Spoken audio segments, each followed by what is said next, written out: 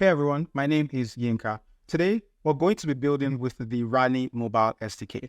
And our project is a cross-platform mobile application built with Expo and TypeScript. Now, here is the exciting part. We're going to be delving into the world of gasless transactions in our mobile application.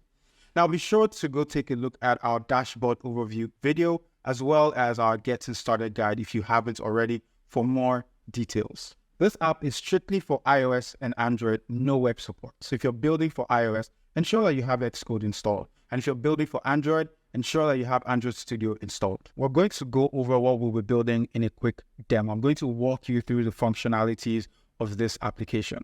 What you see here is a simple app that does a bunch of things. We're going to create a wallet. We're going to claim test tokens without having to pay for gas. We're also going to transfer some of those tokens without having to pay for gas. Let me show you how it works. So right here, when you click on Create Wallet, it's going to take a second and generate our wallet for us. And now our wallet has been generated with zero balance, and we're going to claim some test tokens. And we've successfully claimed 10 Rally test tokens. We're going to send one, and this is what it will look like. As you can see here, we have a token sent successfully notification, and the balance of our token has been reduced to 9. Now, as you can see, we're able to execute these activities with even fewer clicks compared to traditional Web3 setup, making for a much seamless and enjoyable user experience that most users will absolutely love. Now, this is the power of the RallyMobile SDK. We've gone over our demo, and I'm excited. Let's get into building this. Before we begin, kindly ensure that you're running the latest version of Node. I encourage you to head over to the Node.js website and get yourself the latest version. Once you do that, we move on to the next step. Now, for the next step, we're going to be installing Expo by running this code. We're then going to select the second option, which is blank TypeScript. Gasless, run. Our Expo project is ready. I'm going to cd into that directory and open with VS Code. Our Expo project is looking good, but before we proceed, we need to set up Metro. Metro is essential for previewing your application in the simulator because it is the JavaScript bundler for React Native. It compiles your code into a single file and enable for efficient loading and performance in the simulator. So I'm going to show you how to set up Metro. The first thing you want to do is to create a new file. We're going to call it metro.config.tsx. Once our file has been created, we're going to paste this code. This configuration ensures that Metro can resolve CGS files, which might be necessary for some of the dependencies in your project. It is a vital step that ensures that your application is able to build without any hitches. We're going to save this and move on to the next step. We're going to open up our terminal and go ahead and paste this code and run. npm is going to go ahead and install the RallyMobile SDK for us. Our RallyMobile SDK has been installed and that is good to go. Before we proceed, however, there are two very important packages we need to install in our project. The first one is Expo Secure Store. Think of this as a vault of your app-sensitive data. I'm talking API keys, passwords, and so on. It is important that we have this so it is stored locally on your device. Let me show you how to install that. We're going to open up our terminal and we're going to run this code. Our Expo Secure Store package has been installed. The second package we'll be installing is called React Native Get Random Values. This is useful for generating unique and unpredictable data for secure tokens and encryptions. Let me show you how to get it. We're going to open up our terminal and paste this code. We have both packages installed and ready to go. Our app is a bit more secure now and we're ready to move to the next step. So for the next step, we're going to be creating a file called private_config. This is where we store our API data. Let me show you how to do that. The first thing we want to do is create a new file and call it private_config.tsx.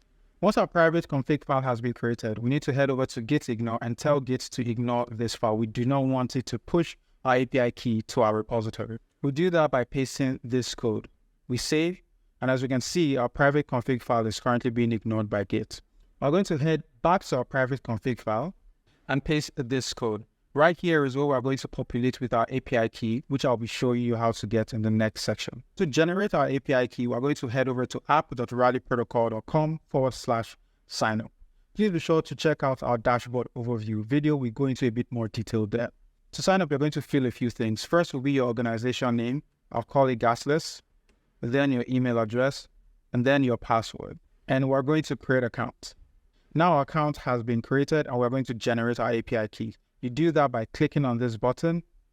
As you can see here, you have two options and two tokens to pick from. We have from the Mumbai testnet and from the Polygon mainnet. For the sake of this tutorial, we're going to be working with the Mumbai testnet, so I encourage you to copy that API token. We're going to copy this API token. I will head back to our private config file. So we're back to our private config file, and I'm going to paste the token I just copied and save. Now we've populated our private config with our API key, and we can move on to the next step. We're going to import our private config file into our app.testnet. We're going to do that by pasting the following code. So here we imported a few hooks from the RallyMobile SDK. We imported our private config file, and then we wrote this code to be sure that our app is able to read our API key and function as expected. We're going to save this. Our app is coming together really nicely. For the next step, we're going to create a component folder and add a few components. Our component folder has been created. We're going to be creating 3 different components, and this is what they look like. Wallet gen, send Rally, and claim Rally. We're going to start by editing our wallet gen component. We'll do that by pasting this code. We've populated our wallet gen component with this code, and this is how it works. Right here, we imported a few hooks from the RallyMobile SDK. We also imported our private config file, and then we also did this so that our app can read our API key.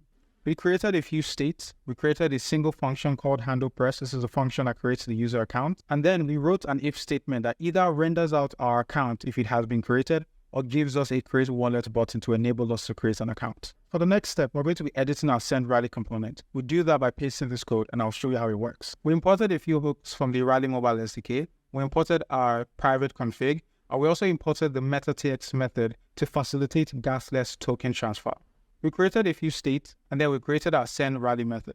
This is the method that enables us to transfer token from one address to another. In our return function, we have the send Rally button, and we also have the token send successful notification once we've been able to successfully send a token. For our next step, we're going to be editing our claim Rally component. We imported a few hooks from the RallyMobile SDK. We imported our private config. We created a few states. We have a use effect hook that checks if we've claimed our token.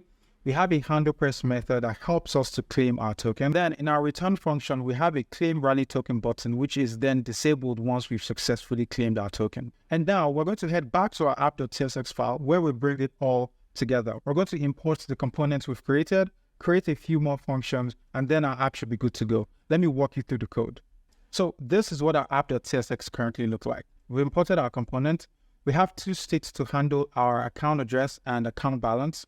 We have a function that handles the account created. We have a handle claim function that refreshes our account balance when we've claimed our token.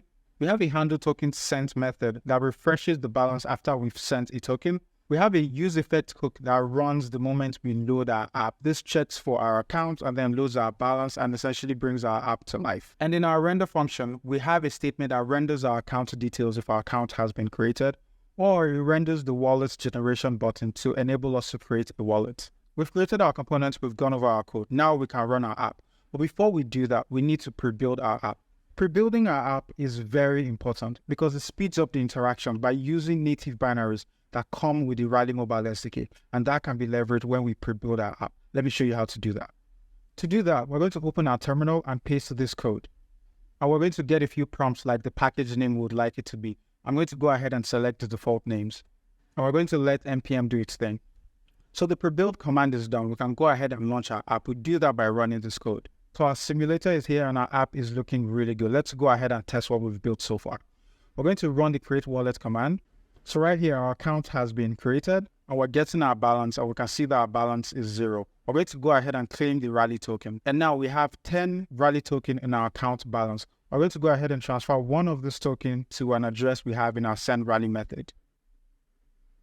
And now we have a token sent successfully notification, and our token balance has gone down to 9. And there you have it. For a quick recap, we just created an EOA manager that leverages the RallyMobile SDK. We executed multiple transactions with fewer clicks and infinitely better user experience. You can get the original code repository in the GitHub link in the description below.